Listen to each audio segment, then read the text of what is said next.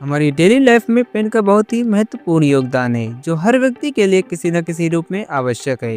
ये छोटी सी वस्तु है लेकिन इसका उपयोग हर जगह देखने को मिलता है। जैसे कि विद्यार्थी अपनी पढ़ाई और नोट्स बनाने के लिए पेन का उपयोग करते हैं। ऑफिस में डॉक्यूमेंट्स साइन कराने से लेकर मीटिंग के दौरान नोट्स बनाने के लिए भी पेन की जरूरत होती है। साथ ही communication, poems writing, stories writing और आर्टिस्ट डिजाइन स्केच बनाने के लिए भी पेन का इस्तेमाल करते हैं। और आज की इस वीडियो में हम पेन के रोचक इतिहास के बारे में जानने वाले हैं। तो चलिए वीडियो शुरू करते हैं। पेन का इतिहास एक रोचक और लंबे सफर की कहानी है जो इंसानी सभ्यता के विकास की महत्वपूर्ण कड़ी मानी जाती है। लिखावट और अभिव्यक्ति की शुरुआत प्राचीन युग में हुई, जब मानव अपने विचार और ज्ञान को चिन्हों तथा तस्वीरों के माध्यम से व्यक्त किया करता था। पहले के लोग लेखन के लिए पत्थर, खाड़ी और लकड़ी का उपयोग करते थे और फिर धीरे धीरे लिखने के आधुनिक औजारों का विकास हुआ। भारत में लेखन की परंपरा 5000 वर्ष पुरानी है। माना जाता है कि लेखन का सबसे पहला रूप यूनिफॉर्म है, जो मेसोपोटामिया वर्तमान इराक में सुमेरियों के समय से है। अध्ययनों से पता चलता है कि कृषि से खाद्य पदार्थों की अधिकता ने व्यापार और वाणिज्य को जन्म दिया, जिसके परिणाम स्वरूप अनाज तथा अन्य खाद्य भंडारों की संख्या, साथ ही श्रमिकों की संख्या रिकॉर्ड करने की आवश्यकता हुई। इसीलिए सुमेरियों ने 3500 ईस्वी पूर्व में यूनिफॉर्म लेखन की शुरुआत की। इसे यूनिफॉर्म लेखन इसलिए कहा जाता है क्योंकि इसमें पत्थर के आकार की निशानियां होती थीं, जो मिट्टी के गोलियों पर एक नुकीले औजार से बनाई जाती थी, जिसे स्टाइलस कहते हैं। स्टाइलस ज्यादातर रीढ़ से बनाए जाते थे, इसलिए इन्हें रीड स्टाइलस पेन कहते हैं। कुछ समय बाद मिस्र में दो प्रमुख प्रगति हुई, एक स्याही का आविष्कार और दूसरा पपीरस। इन दोनों के आविष्कार ने रीड पेन को और अधिक बेहतर किया। पेन का उपयोग करके लिखने का सबसे प्राचीन ज्ञात रूप प्राचीन मिस्र में ही मिलता है, जहाँ पपीरस पर लिखने के लिए रीड पेन का उपयोग किया जाता था। रीड एक प्राकृतिक पौधा है जो अक्सर पानी के किनारे या गीले इलाकों में मिलता है। इसके लंबे और पतले डंठल लिखने के लिए पुराने समय में उपयोग में आते थे। इसके लिए रीड के एक टुकड़े को तीखे कोनों में काटकर उसे नुकीला किया जाता था, जिससे पेन की निब बनकर तैयार हो जाती थी। और जब स्याही में नुकीले भाग को डुबोया जाता था तो नुकीला भाग पेन के सिरों में कुछ स्याही को तब तक रोके रखता था जब तक कि उसे पपीरस पर नहीं लिख दिया जाता। पपीरस एक प्रकार का पौधा है जो उस समय मुख्य रूप से प्राचीन मिस्र में नील नदी के आसपास पाया जाता था। इसका उपयोग प्राचीन समय में कागज के शुरुआती रूप को बनाने के लिए किया गया। इसके लिए वह पपीरस पौधे के तनों को काटकर पतली पट्टियों में बांटते थे। फिर इन पट्टियों को एक दूसरे के ऊपर क्रॉस तरीके से रखा जाता था। इसके बाद इन्हें गीला करके दबाते थे ताकि पट्टियां आपस में चिपक जाएं, और फिर सुखाने के बाद इसे एक चिकनी सतह के रूप में उपयोग में लिया जाता था। रीड पेन बनाने का कौशल एक महत्वपूर्ण कौशल था, क्योंकि रीड पेन लंबे समय तक नहीं चलते थे, इसीलिए इन्हें लगातार तैयार करने की आवश्यकता होती थी। क्विल पेन 600 ईस्वी में क्विल पेन के विकास तक रीड पेन का व्यापक रूप से उपयोग किया गया।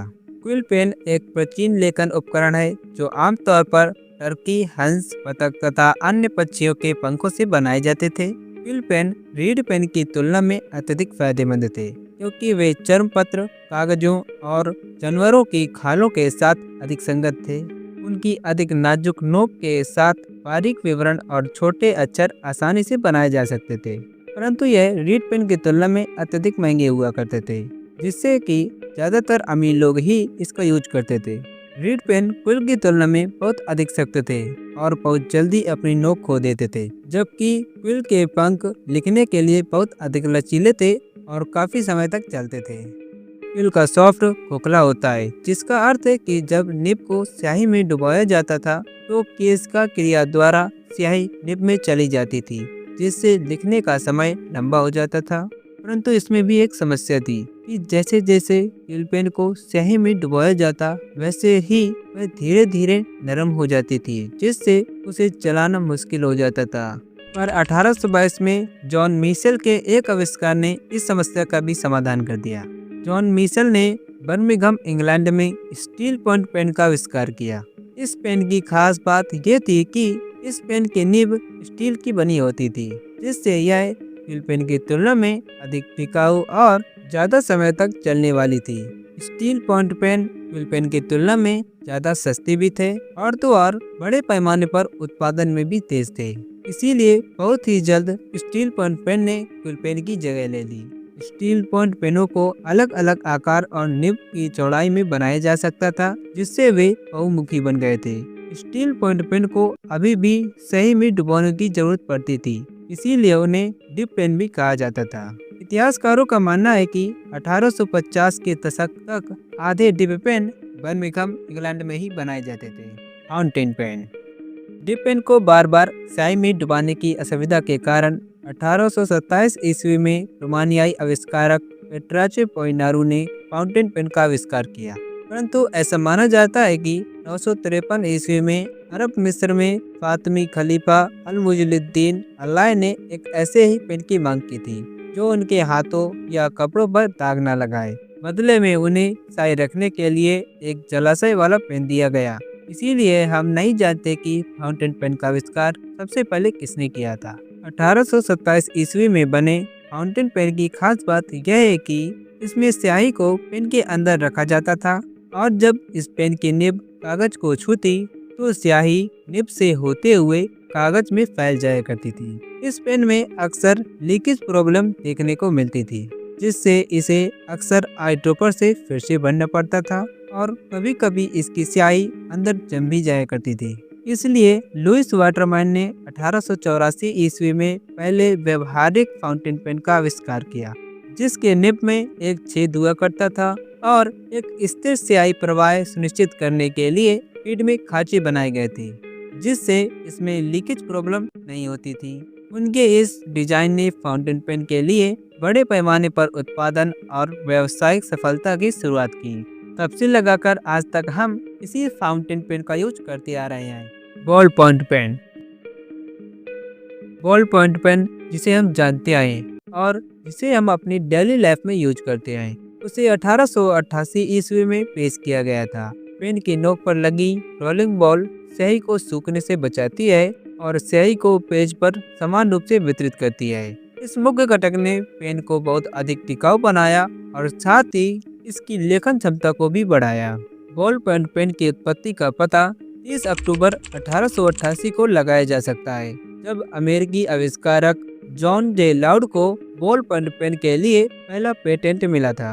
लाउड ने एक ऐसा पेन डिजाइन तैयार किया था जो लकड़ी और चमड़े जैसी खुरदरी सतहों पर भी लिख सकता था, जिसमें एक घूमने वाली स्टील बॉल मैकेनिज्म का इस्तेमाल किया गया था।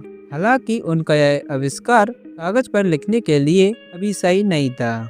बॉल पॉइंट पेन की असली क्षमता को 1930 के दशक में हंगरी के पत्रकार लाज़लो बीरो ने पहचाना। फाउंटेन पेन से स्याही के धुंधले होने से परेशान होकर बीरो ने अखबार में इस्तेमाल की जाने वाली स्याही के तरह जल्दी सूखने वाली स्याही का उपयोग करके एक नया डिजाइन तैयार किया। उन्होंने पेन की नोक पर एक छोटी धातु की गेंद लगाई जो स्याही को सूखने से बचाती, साथ ही उसकी प्रवाह की गति को भी नियंत्रित करती थी। 1938 में बीरो और उनके भाई जॉर्ज ने बुडापेस्ट इंटरनेशनल फेयर में अपना बॉल पॉइंट पेन लॉन्च किया और फिर 1945 में मार्सेल फिच द्वारा सस्ते बॉल पॉइंट पेन की शुरुआत ने बाजार में और अधिक क्रांति ला दी। इसके कारण 1950 के दशक और उसके बाद भी इनका व्यापक रूप से उपयोग किया गया और आज बॉल पॉइंट पेन सर्वव्यापी है, जिसे दुनिया भर में सबसे लोकप्रिय लेखन उपकरणों में से एक माना जाता है।